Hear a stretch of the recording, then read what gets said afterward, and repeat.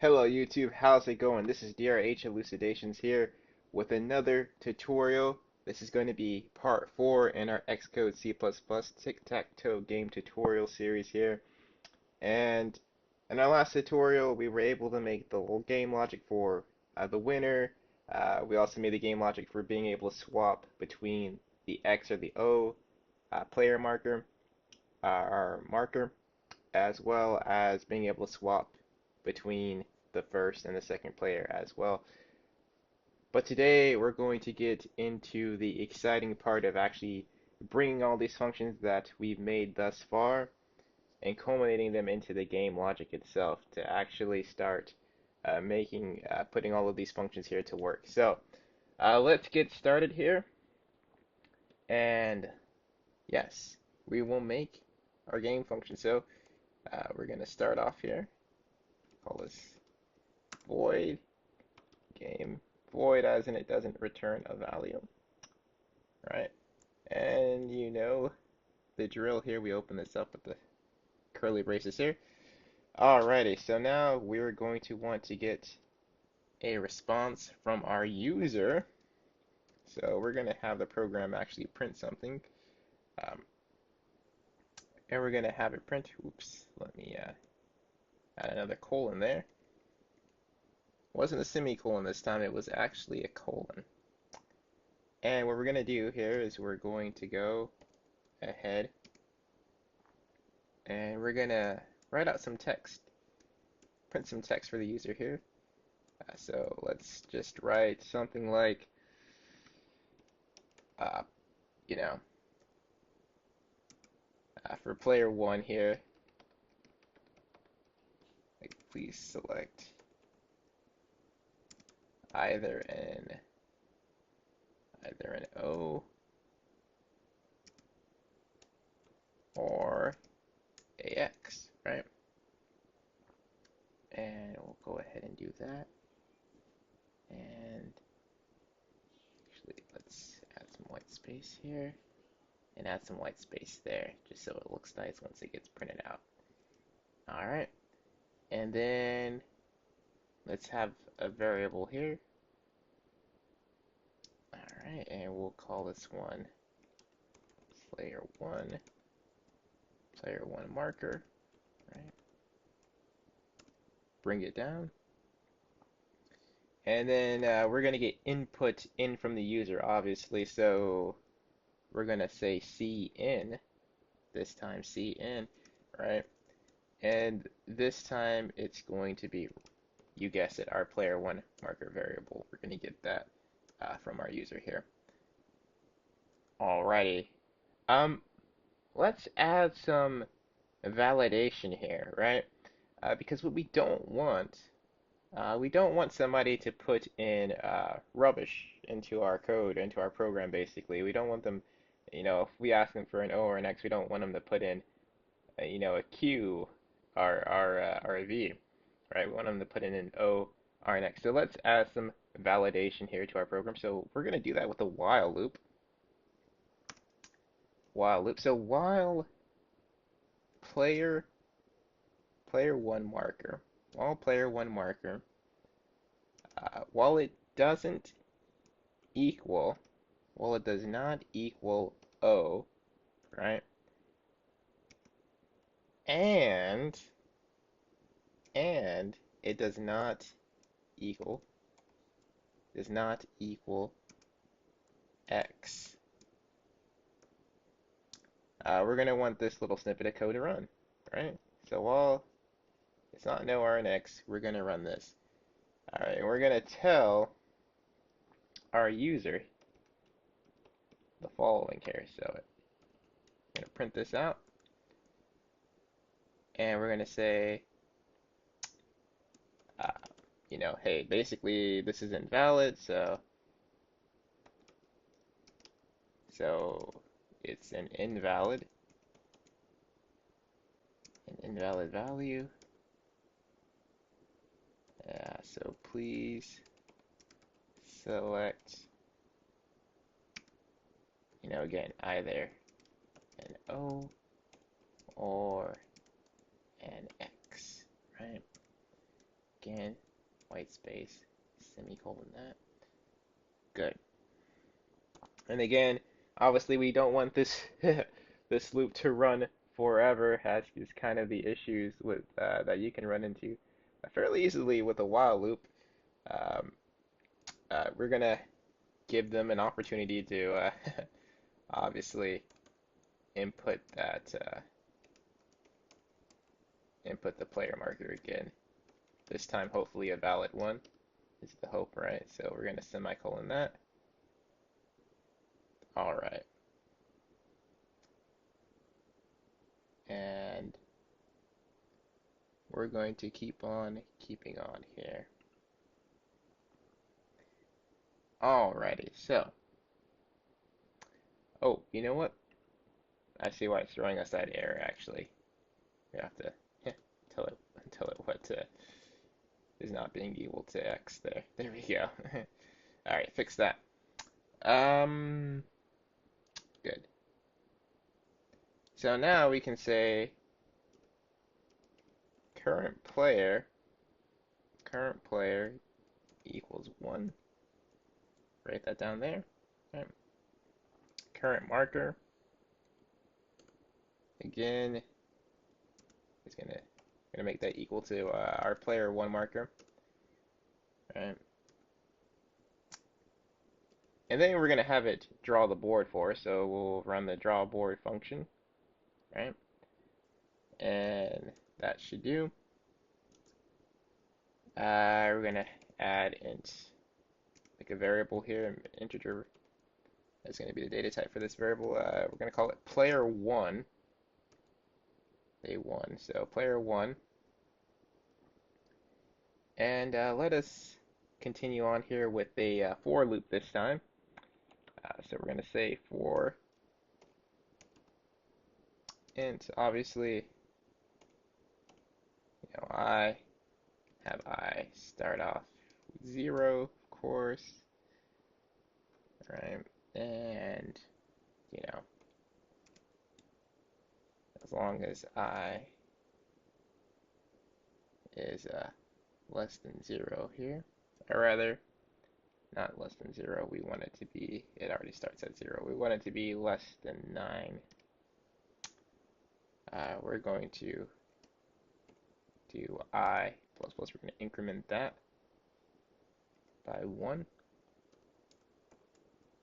Alright. And we're going to print out to the user the following here. Okay, now it is player. Give us some white space. And we want it to print out our current player. Let's continue on. And we're going to just write here. Oops. Let's see if we can. Okay, there we go. And we're going to write down here. Actually, we'll put it right here. So players space turn. Right? And then we'll say, please enter your move. Alright. There we go. There we go. Integer is going to be slot. Gonna have that there. Alright, perfect. So now we're going to come down here and we're going to write, we're going to want the input, so std cin, and we're going to call that slot, right, and that. Good. So now here's the thing. Here's the thing. We'll put an if statement in here. So if if the slot if the slot is less than 1, or or the slot is greater than 9,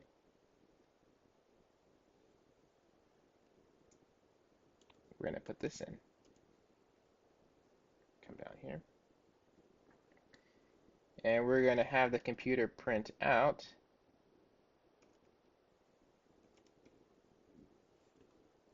we're going to have it print out the following.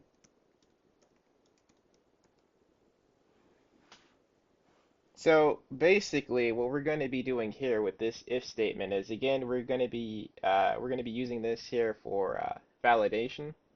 So if somebody picks something that's, you know, not any of these numbers here that you see on the grid, then what we're going to do is we're going to tell them that it's not valid, basically. So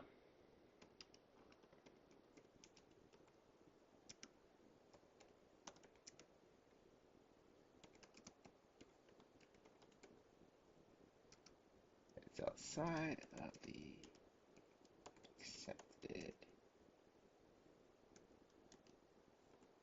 parameters.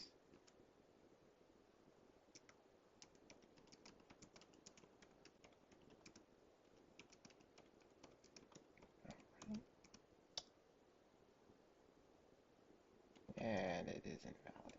It is invalid. And then we'll prompt them to try another move. Right? Or actually, what we could just do is just white space that. There we go. And what we'll do is we'll do right. And then we'll say continue. Continue with this. Alright. Alright, very good. Alrighty, good. So now what we're going to do is we want to add another validation. So basically, we're going to come down here and make another if statement. And this time, we're going to do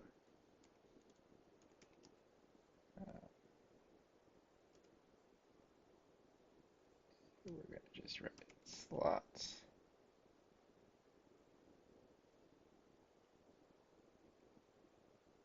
All right, very good. Open it up.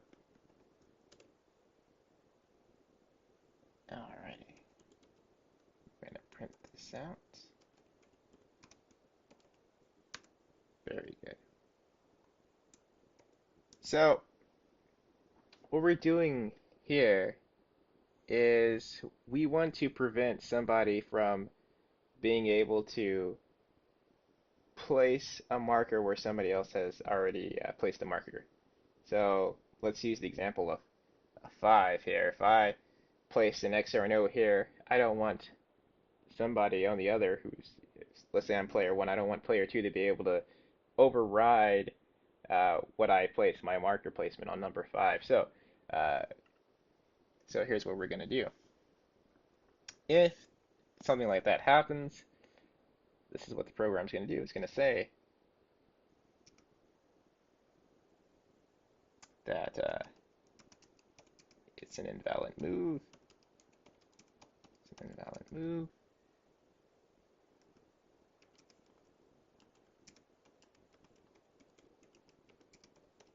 Why? Because already been taken. All right. Again, we'll write,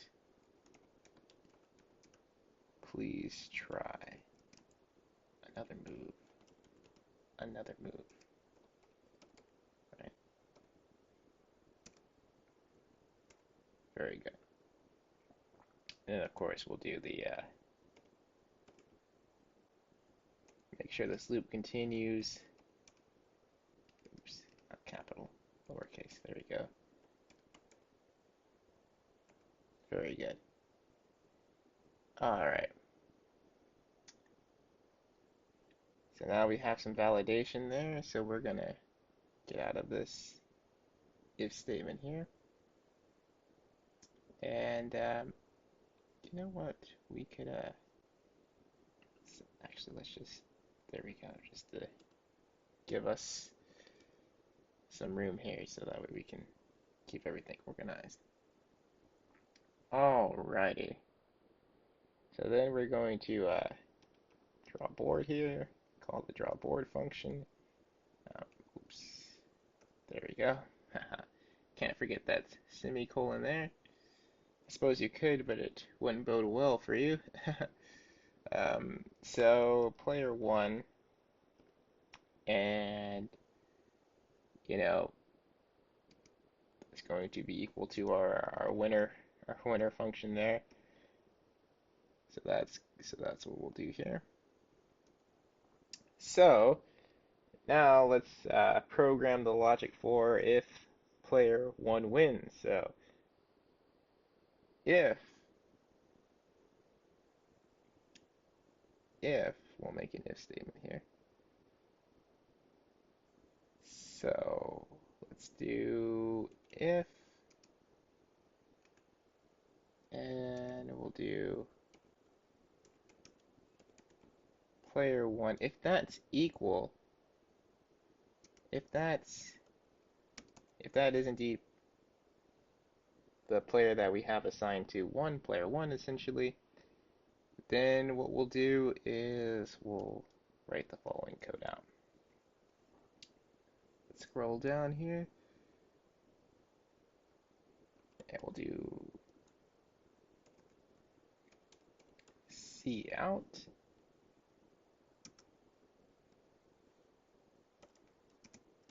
And what we'll do is we'll say, well, hey, you know, player one has won.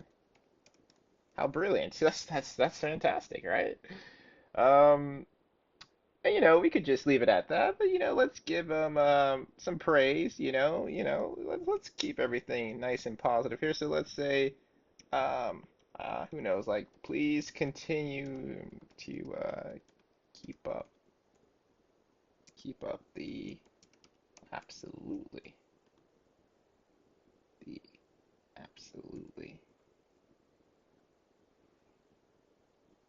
we'll say, let's use a word, let's say phenomenal work. Exclamation mark. Show that we're excited, you know. Alrighty, let's semicolon that. And then after that, we're going to break out of this. So we'll put in a break statement here. The semicolon already included for us. Nice. Wonderful. You know, in fact, what we could do is this can't all be about player one, because you know what? Player two could have won. Player two could have very well have won as well. So let's drop down here a bit, and it's basically going to be very similar. So we'll just use most of the same code here. Obviously, we're going to change that to 2, and change player 1 to player 2. There we go. Simple enough, right? And we'll just continue on here. So we'll have our swap player and marker function.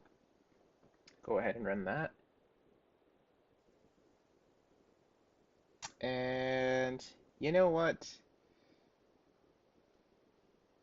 It could very well be the case that um, neither player one or player two wins actually. Um, and at first you might say, how is that so? Well, of course, there is the chance that you could tie in the game of tic-tac-toe. So let's have our program bring that into account and be able to deal with that.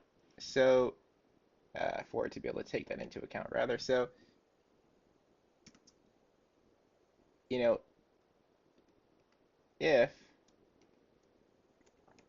if player one, if nobody won, so if that's set to 0, right? Nobody at all, if nobody won at all, uh, we could just say,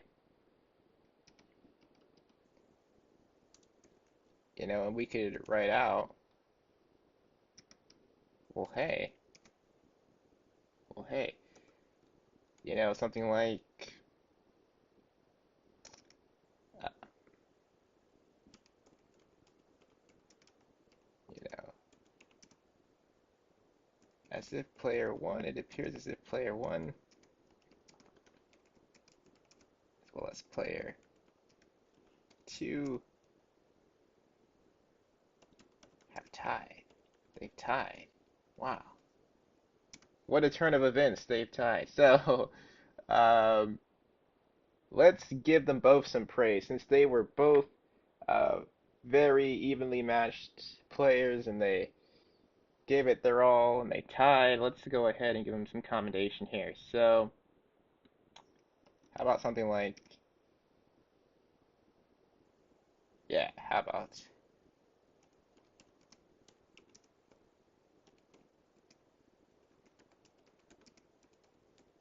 please continue.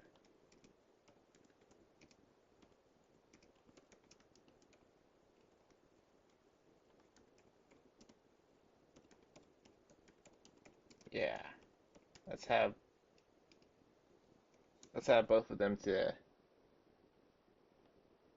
both of them can continue to keep up the absolutely phenomenal work. And then we'll end it there. Alrighty, so this video went on for quite some time, but there was quite a bit of logic to really write down here for the game function here. But at any rate, this is basically our game. It should be pretty much ready to run. So please stay tuned. If you like this video, please stay tuned and please don't forget to subscribe and hit the bell notification icon so that way you can be one of the first to know when part 5 finally drops on YouTube. And also please don't forget to like, share, and comment as well. And in part 5, we're going to get into the moment you've been waiting for where we actually test out the game and see if all of this work actually works essentially. But at any rate, take care.